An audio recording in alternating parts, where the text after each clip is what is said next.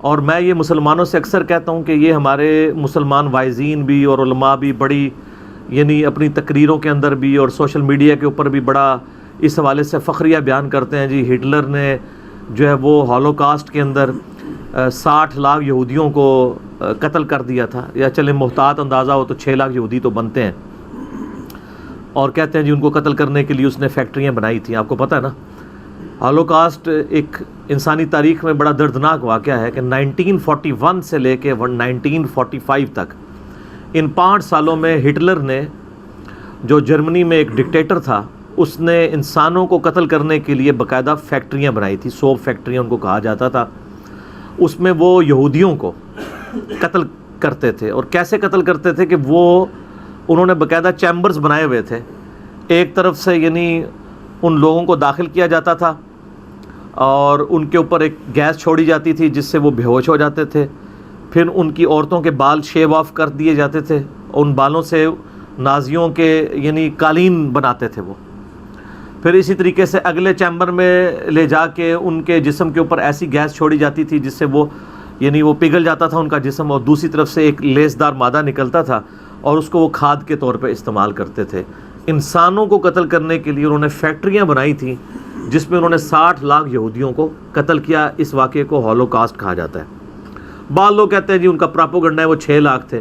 میں کہتا ہوں جی 6 لاکھ کیا 6 بندے بھی ہوں اور ان کو اس طریقے سے ناحق قتل کیا جائے، اسلام تو اس کو قتل سپورٹ نہیں کرتا۔ اور یہ یاد رکھیے گا یہودیوں کو یہودی ہونے کی وجہ سے قتل نہیں کیا گیا تھا، بلکہ ہٹلر چونکہ ایک سیکولر تھا، ایتھیسٹ ٹائپ انسان تھا، اس کو مذہبی لوگوں سے چڑ تھی۔ اس وقت یورپ کے معاشرے میں مذہبی لوگ کرسچن یہودی سمجھے جاتے تھے، آج بھی یہودی بہت مذہبی ہیں جہاں پہ ہیں، اور وہ کہتے تھے ہمارے معاشرے میں یہ مس فٹ ہے۔ جس طرح آج مسلمانوں کو مذہبی ہونے کی وجہ سے ان یورپ کے معاشرے میں چند شر پسند عناصر برا سمجھتے ہیں، بالکل یہی آج سے تقریباً 100 سال پہلے تھا کہ یہودیوں کو مذہبی ہونے کی وجہ سے نفرت کی جاتی تھی کہ یہ پریکٹسنگ ہے۔ اس جدید دور میں بھی گاڈ کے ماننے والے ہیں۔ وہ جو ہمارا علمی اختلاف ہے وہ اپنی جگہ، سیم یہی کچھ آج جو مسلمانوں کے ساتھ ہو رہا ہے یہ کچھ ان کے ساتھ ہوتا تھا۔ تو اس دن سے ڈر جائیں کہ جب یہی لوگ مسلمانوں کے لیے کوئی اس قسم کی ایکٹیویٹی پرفارم کریں، یہ قطعاً کوئی طریقہ کار نہیں ہے کہ ایک سر پھیرے شخص نے اٹھ کے کرائسٹ چرچ میں نیوزی لینڈ کے اندر مسلمانوں کی مسجد کے اوپر اس طریقے سے فائرنگ کھول کے اتنے مسلمانوں کو شہید کر دیا۔ قرآن حکیم اور نبی صلی اللہ علیہ وآلہ وسلم کے فرامین اسپیسیفکلی قتل ناحق کے حوالے سے اس چیز کی پرواہ نہیں کرتے کہ وہ قتل کیا جانے والا مسلمان ہے یا غیر مسلم۔ ایکسٹرا جوڈیشل کلنگ، ماورائے عدالت قتل کسی کا بھی ہو وہ حرام ہے۔ اللہ تعالیٰ نے سورۃ المائدہ میں آیت نمبر 32 کے اندر جو ہے وہ بنی اسرائیل کو جو 10 کمانڈمنٹس دی تھیں ان کا ذکر کرتے ہوئے، جو کہ بعد میں مسلمانوں کے لیے بھی ہیں، حضرت آدم علیہ السلام کے 2 بیٹوں کا واقعہ بیان کیا ہے کہ قابیل نے حابیل کو قتل کیا۔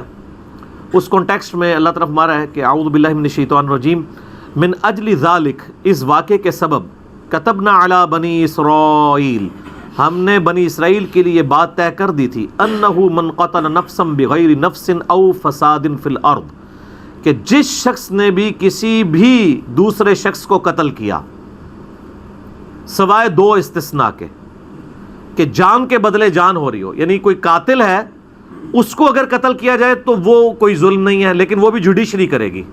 میرے باپ کا قاتل بھی میرے سامنے آ جائے، میں قانون ہاتھ میں نہیں لے سکتا، اور اگر دنیا میں انصاف نہ ملے تو قیامت والے دن ملے گا۔ دنیا کی کوئی عدالت ہٹلر کو 60 لاکھ دفعہ پھانسی نہیں دے سکتی ان 60 لاکھ یہودیوں کے قتل کے بدلے میں، لیکن اللہ تعالیٰ اس پہ قادر ہے کہ 60 لاکھ دفعہ کسی کو زندہ کر کے 60 لاکھ دفعہ اسے پھانسی چڑھا کے قصاص میں اس طرح کے ان کے ساتھ معاملہ کرے۔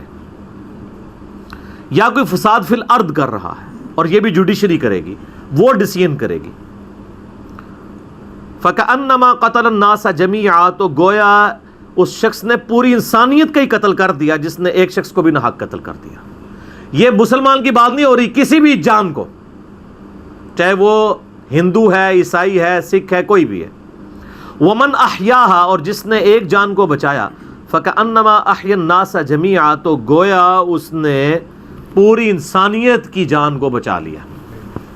انسان کی بات ہو رہی ہے، مسلمان کی بات نہیں. ہر انسان کی جان قیمتی ہے. اور اس کانٹیکسٹ میں تو درجنوں حدیثیں مجھے زبانی یاد ہیں. صحیح بخاری میں حدیث ہے کہ نبی صلی اللہ علیہ وآلہ وسلم نے فرمایا، جس شخص نے کسی ذمی کافر کو قتل کیا، یعنی ایسا کافر جو مسلمانوں کے علاقے میں رہتا تھا اور مسلمانوں کو جزیہ دیتا تھا، اور مسلمان حکومت کی ذمہ داری تھی اس کی جان کی حفاظت کرنا، جیسا کہ پاکستان ہے. پاکستان میں ہندو جو رہ رہے ہیں وہ ٹیکس تو وہ بھی دے رہے ہیں نا. عیسائی جو رہ رہے ہیں وہ ٹیکس نہیں دے رہے؟ کیا دے رہے ہیں نا. تو یہ سب کے سب ذمی کافر ہیں. بخاری کے الفاظ ہیں، جس نے ذمی کافر کو قتل کر دیا تو وہ جنت کی خوشبو بھی نہیں پائے گا، حالانکہ جنت کی خوشبو 40 سال کی مسافت سے آ رہی ہوگی. نبی علیہ السلام نے فرمایا کہ 40 سال کی مسافت سے جنت کی خوشبو آ رہی ہوگی، لیکن جس نے ذمی کافر کو قتل کر دیا اس کو خوشبو بھی نہیں آئے گی، تو جنت میں جانا تو بہت دور کی بات ہے. سنن ابی داؤد میں حدیث ہے کہ اللہ تعالیٰ یا تو شرک کو معاف نہیں کرے گا، یا پھر کسی مؤمن کو کسی نے قتل کر دیا تو اس گناہ کو بھی معاف نہیں کرے گا. لہٰذا یہ جو آیت ہے سورہ نساء آیت نمبر 48 اور 116، ان اللہ لا یغفر ان یشرک بہ ویغفر ما دون ذلک لمن یشاء، بے شک اللہ شرک کو معاف نہیں کرے گا، اس کے علاوہ ہر گناہ جس کے لیے چاہے گا معاف کر دے گا، جس کے لیے چاہے گا. اس کا مطلب ہے کہ شرک کے علاوہ بھی ایسا گناہ ہو سکتا ہے جو اللہ تعالیٰ کسی کا معاف نہ کرے، اور وہ کون سا گناہ ہے؟ قتل ناحق. بخاری کے الفاظ ہیں، ذمی کافر کو. کتنا خطرناک معاملہ ہے.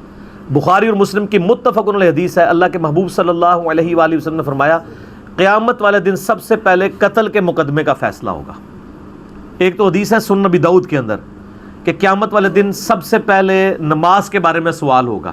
یہ حدیث بخاری مسلم میں ہے کہ سب سے پہلے قتل کے مقدمے کا فیصلہ ہوگا، یعنی حقوق العباد میں سے قتل کے مقدمے کا پہلا سوال ہوگا. اور سنن ابی داؤد کے اندر، ترمذی کے اندر حدیث ہے کہ قیامت والے دن مقتول اپنے قاتل کو پیشانی کے بالوں سے پکڑ کے گھسیٹتا ہوا اللہ کے عرش کے پاس پہنچ جائے گا اور کہے گا، یا اللہ اس شخص سے مجھے آج بدلہ دلوا، اس نے میری جان کیوں لی تھی، اس نے مجھ سے میری زندگی کیوں چھینی. اس حال میں کہ اس کے رگوں سے خون بہہ رہا ہوگا مقتول کی. اور سنن نسائی میں آگے الفاظ ہیں کہ اے حکمرانوں، کسی کو قتل کرنے پر کسی کی مدد نہ کرو. یعنی حکمران ہی ہوتے ہیں نا عموماً کہ وہ مدد کر رہے ہوتے ہیں قتل کرنے کے اوپر. یہ آج بھی آپ دیکھتے ہیں کہ لوگ اپنے مخالفین کو قتل کروا دیتے ہیں، پوری دنیا کے اندر ہو رہا ہے ایسا. اور پاکستان تو نمائندہ مثال ہے اس حوالے سے. یہاں تو مذہب کے نام پہ لوگوں کو قتل کر دیا جاتا ہے، لسانیت کی بنیاد پہ قتل کر دیا جاتا ہے، سیاسی اختلاف کی بنیاد کے اوپر قتل کر دیا جاتا ہے. تو لوگوں نے قتل ہلکا سمجھا ہوا ہے. جامع ترمذی اور ابو داؤد میں حدیث ہے کہ نبی صلی اللہ علیہ وآلہ وسلم فرمایا کہ اللہ تعالیٰ کے نزدیک کسی مسلمان کو قتل کرنا اس سے بڑا گناہ ہے کہ کوئی شخص پوری دنیا کو تباہ و برباد کر دے. پوری دنیا تباہ کر دی جائے نا، یہ چھوٹی چیز ہے. یعنی جتنی کموڈٹیز ہیں ایک انسان کے قتل کے حوالے سے. اسی کو سپورٹیو وہ حدیث ہے کہ نبی صلی اللہ علیہ وآلہ وسلم نے فرمایا کعبے کے حوالے سے، موقوفاً بھی ثابت ہے صحیح سند سے جامعہ ترمذی میں، کہ عبداللہ بن عمر کہتے ہیں طواف کعبہ کے دوران کعبے کو مخاطب کر کے کہتے ہیں کہ کعبہ تیری بڑی حرمت ہے، لیکن اللہ کے نزدیک ایک مؤمن کی حرمت اس سے بڑھ کے ہے کہ کوئی کعبے کی اینٹ سے اینٹ بجا دے. کوئی بندہ کعبے کو تباہ و برباد کر دے، اللہ کے نزدیک یہ چھوٹا گناہ ہے ایک مسلمان کے قتل کے ساتھ اگر اسے کمپیئر کیا جائے. کتنا کریٹیکل ایشو ہے. اور یہاں پہ یعنی تو اس میں مسلمان ہو یا کافر دونوں شامل ہیں. تو بخاری کی جو حدیث میں نے بیان کی وہ کافر کے بارے میں ہے کہ 40 سال سے جنت کی خوشبو آ رہی ہوگی اور وہ نہیں پائے گا. اور سورہ المائدہ کی آیت نمبر 32 تو آپ نے سن لی کہ ایک انسان کا قتل پوری انسانیت کا قتل ہے، اور ایک انسان کی جان بچانا پوری انسانیت کی جان بچانا ہے.